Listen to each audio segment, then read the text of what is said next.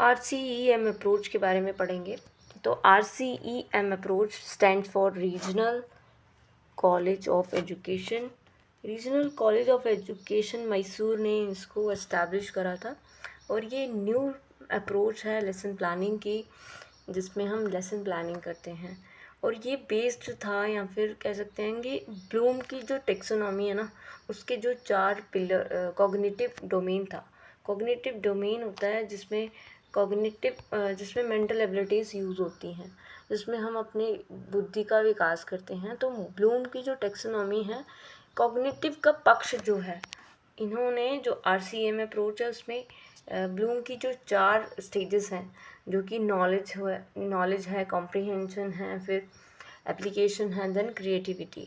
तो 4 जो स्टेप्स हैं ना ब्लूम के, उनको लिया गया है एज इस अप्रोच में। और इससे क्या होता है कि एक तरीके का बच्चे की संज्ञान को ज़्यादा फोकस किया गया है कि उसकी जो कॉग्निटिव एबिलिटी है वो इन्हेंस हो। इस जो लेसन प्लान से ये कुछ एक तरीके का इनोवेटिव है। सॉरी। तो RCEM जो भी अप्रोच है, एक लेसन प्लानिंग होती है जो कि एडवांस है हर्बर्ट, जो पहले हमने पढ़ा। तो उससे ये समझ में आता है कि टीचिंग ऑब्जेक्टिव्स क्या रहेंगे, उसमें क्या मॉडिफिकेशन हो सकती है। 17 प्रकार के एक्शन वर्ब्स को इंट्रोड्यूस किया गया है। 17 एक्शन वर्ब्स क्या होती हैं, जब आपको पता चलेगा, जब आप नॉलेज के बारे में पढ़ोगे तो उसमें कुछ वर्ब्स हैं जो कि क्वेश्चनिंग पूछती है बच्चे से कि इससे ये होगा या इससे ये होगा, क्लैरिटी मिलती है एक तरीके की। तो जब आप राइटिंग ऑब्जेक्टिव्स लिखते हो या बिहेवियरल ऑब्जेक्टिव्स लिखते हो, उसमें भी आपको ये लिखने होते हैं कि नॉलेज, जब आप नॉलेज की बात कर रहे हो तो किस तरह का नॉलेज आपको चाहिए। आपको रिकॉग्नाइज करना आना चाहिए, रिकॉल, आपकी जो दिमाग की जो रिकॉल मेमोरी है उसको आपको भरना है।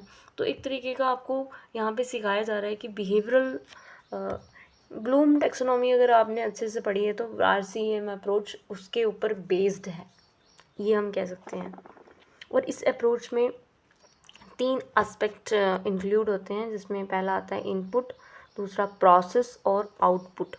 इनपुट होता है कि जब हम कोई बच्चे के अंदर इनफिटिंग कर रहे हैं, कुछ लाने की प्रयास कर रहे हैं, तो इनपुट होता है जब हम चाहते हैं कि इस प्रकार के आउटकम्स बच्चे के बिहेवियर में हमें दिखे, तो हम आइडेंटिफाई कर पाएँ। ठीक है।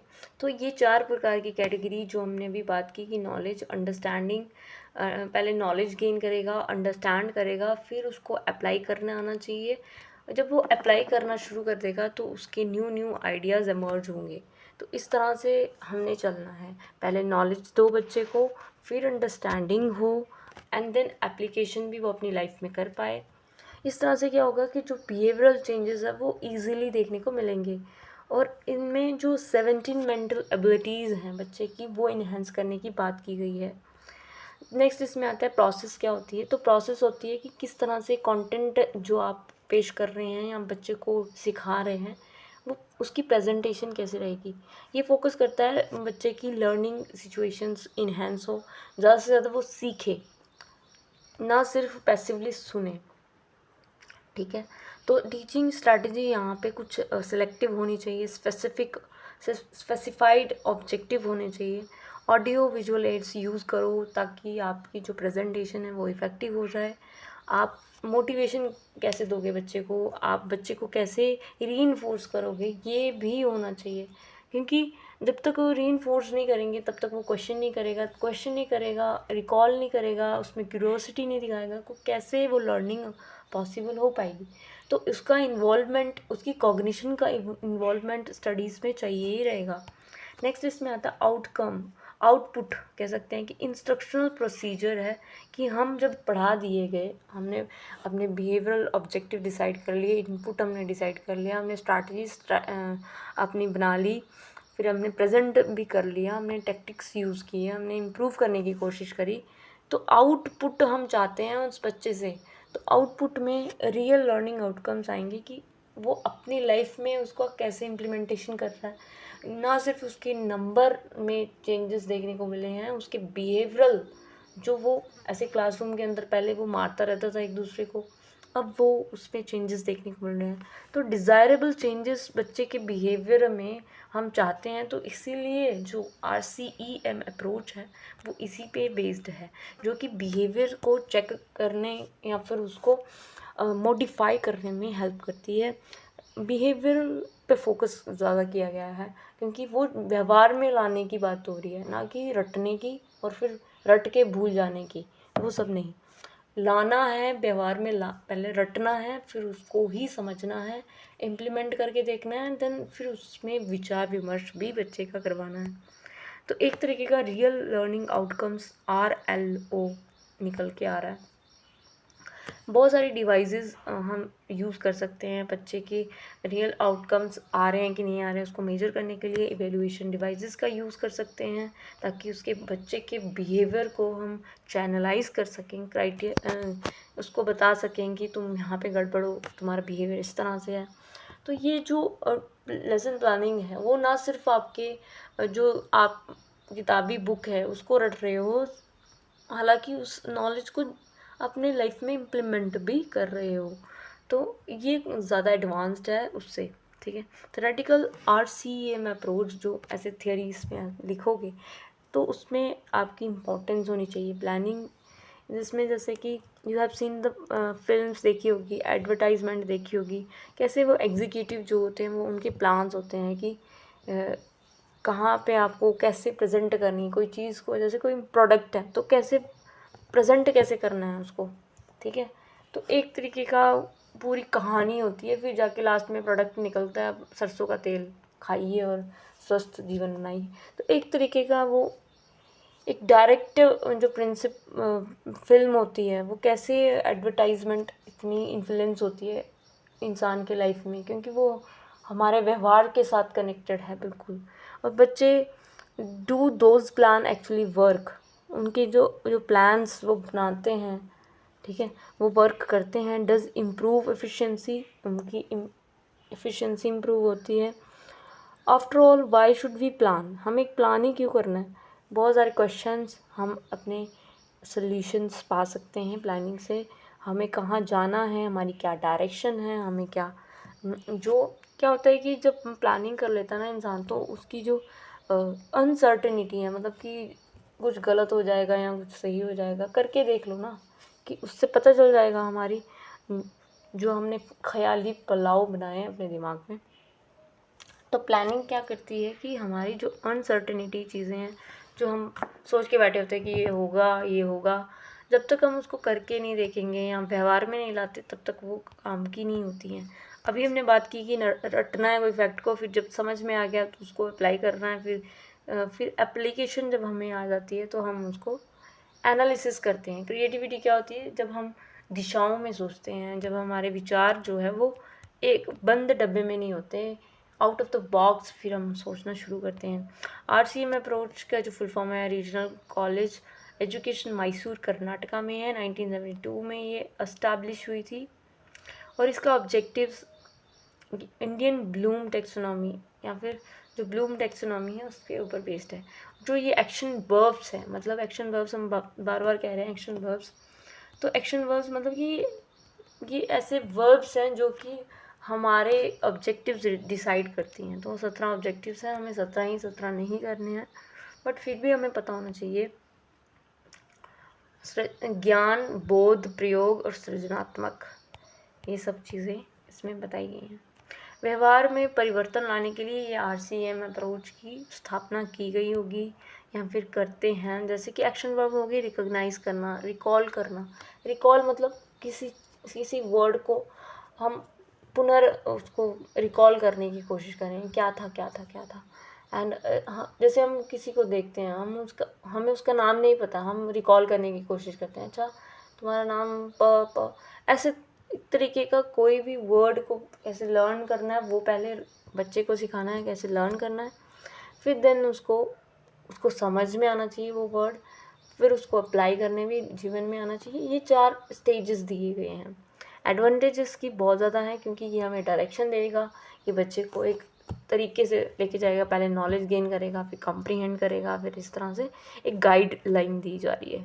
एक तरीके का गोल डिसाइड किया गया है कि उसके व्यवहार में परिवर्तन लाने के लिए हमें उसकी जो नॉलेज है वो उसमें सुधार लाइए, फिर उसका कॉम्प्रीहेंशन करिए। बच्चा अवेयर होना चाहिए अपने डिज़ायर गोल्स के प्रति। Planning reduce the risk of uncertainty. Planning, तब से हम यही बात कर रहे हैं कि जो प्लानिंग है वो हमें बताती है कि हम कहाँ थे और कहाँ पहुँचेंगे, उसके बीच के गैप को कंप्लीट करने में हेल्प करती है। अनसर्टेनिटी मतलब कि जो हम ऐसे अचानक से जो चीज़ें हो जाती हैं, अगर हमने प्लान किए हुए होते हैं तो हमें हमारे साथ कभी धोखा नहीं होता कि हमने तो ये किया तो इसके साथ हमें ये फ़ायदा हुआ। तो एक तरीके का हमें जो प्लानिंग है वो हमारी डायरेक्शन डिसाइड करती है कि हमें क्या कैसे हमारे इवेंट्स चलेंगे।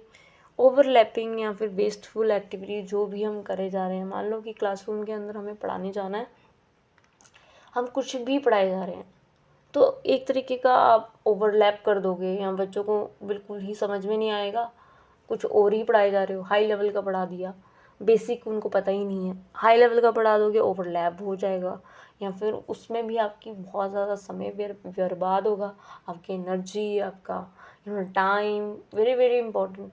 तो आपको समझना होगा कि उसका प्रीवियस नॉलेज क्या है, कैसे स्मूथली इसको कंडक्ट करना है। क्लैरिटी ऑफ थॉट आपके दिमाग में होना चाहिए कि हमें इतने तक और इतना पढ़ाना है, क्योंकि एज भी मैटर करती है ना बच्चे की। तो कुछ भी हम नहीं पढ़ा सकते, हाई लेवल का नहीं पढ़ा सकते, वैसे बेसिक से हमें ऊपर की तरफ जाना होगा। Planning promote innovative ideas. तो जब हम प्लान करते हैं तो हमारे आइडियाज़ बढ़ते हैं, इनोवेटिव हम सोचते हैं, कुछ हम जो आइडियाज़ होते हैं उनको कॉन्क्रीट शेप में लाते हैं, ठीक है, इतना। तो प्लानिंग जो होती है वो डिसीज़न मेकिंग, मतलब जो प्लानिंग करोगे तो डिसीज़न अच्छे से आप बना पाओगे, कोई डिसीज़न ले पाओगे। क्लास में बहुत सारे ऐसे एक्शंस होते हैं जो कि ऑन द स्पॉट होते हैं, ठीक है, जो वर्क नहीं करते हैं, जो भी आपने डिसाइड करा होता है वो वर्कआउट नहीं करता। तो फिर क्या करते हो आप, अल्टरनेटिव एक्शंस लेते हो ड्यूरिंग प्लानिंग। एक तरीके की आपको बताती है कि आपको किस तरह से डिसाइड करना है, कौन कौन से आप तरीके हो सकते हैं इसको, इस प्रॉब्लम से जूझने के लिए या फिर आउटकम्स लाने के लिए, टारगेट्स पूरे करने के लिए, जो भी आपकी कंडीशंस हैं। फिर एक तरीके का आपको डिसीजन मेकर बना देती है प्लानिंग, ठीक है, आपको कंट्रोल करती है, आपको किस तरह से अपने गोल्स प्लान करने हैं, ऑर्गेनाइज करने हैं या फिर स्टाफ करने हैं। प्लानिंग जो होती है वो आपके गोल्स तक पहुंचाने में मदद करती है। जो भी आपने डिसाइड करा है, आपने सोचा है कि मैं अच्छा परफॉर्मेंस दूँ एज अ टीचर, मुझे इफ़ेक्टिव होना है, तो प्लानिंग आपको बहुत अच्छा टीचर भी बना सकती है, ऐसा नहीं है। तो ना सिर्फ आपको इफ़ेक्टिव बनाएगी, अलॉन्ग विथ जो आपकी प्रोसेस है, जो लोग होंगे आपके इर्द गिर्द वो भी आपके साथ एसोसिएट करना चाहते हैं या फिर आपसे मिलना चाहेंगे। क्योंकि अगर आपकी प्लानिंग गुड होगी, आपकी अच्छे से वर्क कर रही होगी, या फिर आपको पता होगा कि इस एक्शन में इस तरीके के प्लान्स मुझे अडॉप्ट करने चाहिए, ये सब प्लानिंग जो है टीचर को एक अच्छा इफ़ेक्टिव बना देती है, एक तरीके का आपको लायक बना देती है किसी भी एक्टिविटीज़ को करने के लिए। Planning suggested by RIE Chandigarh. तो चंडीगढ़ में, ठीक है, ये RIE क्या है,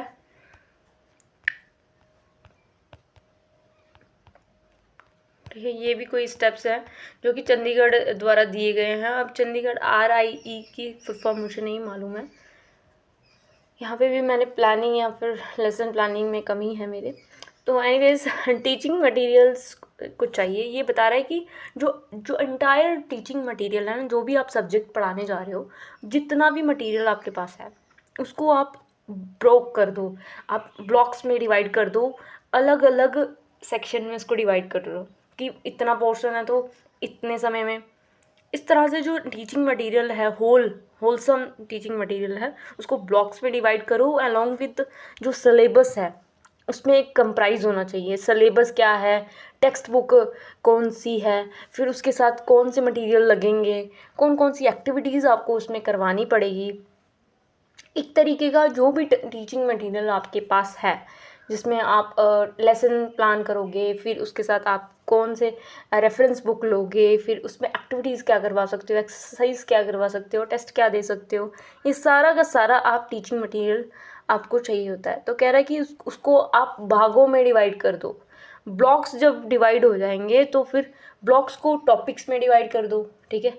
अब इतने यूनिट्स हैं, मान लो कि आपने डिसाइड किया कि एक महीने में मैं एक चैप्टर करवाऊँगा, ठीक है। अब चैप्टर में भी सब टॉपिक, सब यूनिट्स होते हैं, तो हम क्या करेंगे, उसके रेलिवेंट टॉपिक्स को चूज़ करेंगे या फिर जो हमें पढ़ाने हैं वो चूज़ करेंगे, उनको प्रोक करेंगे, कंसोलिडेट करेंगे, अलग अलग टाइम में पढ़ाएंगे, उसको अलग अलग टेस्ट करके बच्चे के ऊपर इम्प्लीमेंट करेंगे, या फिर जो बच्चे को नहीं समझ में आया उसको रिमेडल देंगे, बार बार उसको पढ़ाएंगे। वीकली टॉपिक्स मतलब एक बार आप जो पढ़ा दिया आपने उसको रिवाइज करवा दो।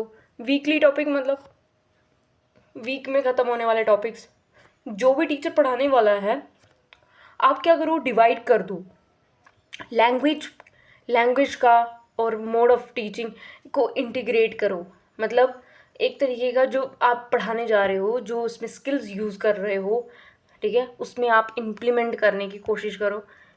ये सब बता रहा है, ये चंडीगढ़ से जो हमें मिली है, सजेस्टेड है प्लानिंग कैसी होनी चाहिए टीचर की। हर दिन प्लान करो, कह रहा है कि जो भी आप पढ़ाने जा रहे हो ना, एक यूनिट टॉपिक जो भी पढ़ाने जा रहे हो उसको प्लान करोगे तो आपका जो इफ़ेक्टिवनेस है वो निखर के आएगा। उसको प्लानिंग ईच डे लेसन, हर दिन का लेसन प्लान करो। प्री टीचिंग प्लानिंग होती है, प्री टीचिंग होती है जैसे आप प्लान, जब आप प्लान कर रहे हो, ठीक है, before walking into the class, जब आप क्लास के अंदर एंट्री नहीं कर रहे हो, मतलब कि पहले आपने क्या किया, एक कॉपी खोली और उसमें देखा आज का टॉपिक क्या, आज संडे है, सॉरी मंडे है आज, तो मंडे में ये वाला टॉपिक मैंने अलॉट किया था, ब्लॉक में डिवाइड करके ये वाला टॉपिक अलॉट किया था, और मंडे के दिन मुझे ये चैप्टर अब कैसे पढ़ाना है। एक तरीके का उन्होंने बिल्कुल ही शॉर्ट करके पार्ट्स में डिवाइड करके आप इफ़ेक्टिव पढ़ा सकते हैं, ऐसा ये बोलते हैं, ठीक है। प्री टीचिंग प्लानिंग मतलब before entering in the class you have to अपने आप को तैयार करो, प्लान करो। प्लान ड्यूरिंग टीचिंग, जब आप प्लान लेसन आपका चल रहा है, ठीक है, उस समय आप प्लानिंग करते हो, वहाँ पे भी आपको प्लानिंग की नीड होती है। मान लो कि कहीं पे आपका आंसर नहीं बन पा रहा, जो आपने प्लान किया था वो प्लान आउट नहीं हुआ, या फिर कुछ और आपको आइडिया आया कि यार इसमें कुछ रिनोवेशन हो सकती है, या फिर कुछ और आइडियाज़ हम इसमें इंक्लूड कर सकते हैं, या फिर कुछ और भी। तो ड्यूरिंग टीचिंग के दौरान आपको ये ऑब्जर्वेशन या फिर अपने अंदर से ही पता चला कि यार ये चीज़ मैं नहीं समझा पाई, तो फिर आप उसको क्या करोगे, उस समय आप नोट डाउन कर लोगे, तो फिर अगले लेसन प्लान में जब आप करोगे तो आप सचेत होकर करोगे। नेक्स्ट इसमें आता है पोस्ट टीचिंग। पोस्ट टीचिंग होता है planning need after the lesson has been concluded proceed page, मतलब जब आपकी टीचिंग कंप्लीट हो गई आप किस तरह से उसको कंक्लूड करोगे। बच्चे तक ये इलेबोरेटिव होती है, बहुत ज़्यादा इलेबोरेटिव स्टडी होती है एसएसटी की या फिर लैंग्वेज की। आप कितना उसको कंक्लूड फॉर्म में लेके आओगे, जो भी आपने पढ़ाया बच्चे को समझ में आया या नहीं आया, वो कंक्लूजन होता है। इस तरह से हमें समझ में आया कि जो भी हम रिज़ल्ट चाहते हैं वो लेसन प्लानिंग से हो सकता है।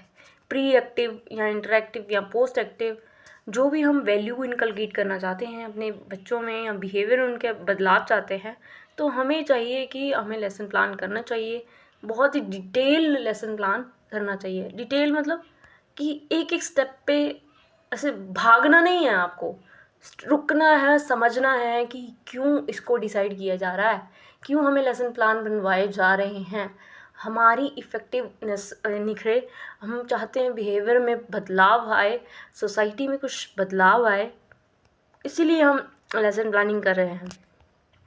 ये कोई एग्जैक्ट नहीं हो सकती, बट हाँ एक टीचर का ये स्टार्टिंग पॉइंट हो सकता है, ठीक है। एक तरीके का इफ़ेक्टिवनेस लाने के लिए या फिर आपको चैनलाइज करवाने के लिए, अपनी जॉब को स्टार्ट करने के लिए टीचर को ये स्टार्टिंग करना चाहिए, इतना आपको पता है। उसके बाद क्वालिटी क्वांटम ऑफ एक्सपेक्टेशन, कि आपने जो भी पढ़ाया है उसमें क्वालिटी क्वांटम होना चाहिए, कि क्वालिटी दिखनी चाहिए भाई कुछ, हाँ इसमें एफर्ट किए गए हैं।